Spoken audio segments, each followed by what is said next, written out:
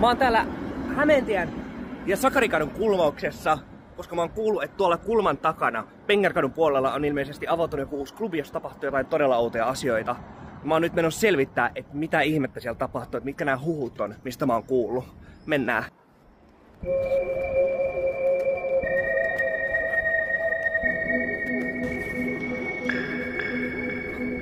Joo.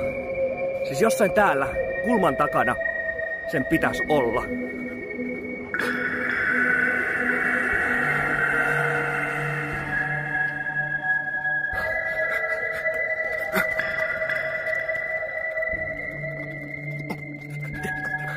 Näittekö te?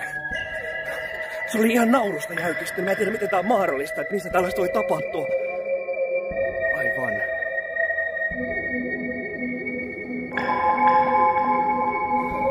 Tää selittää kaiken.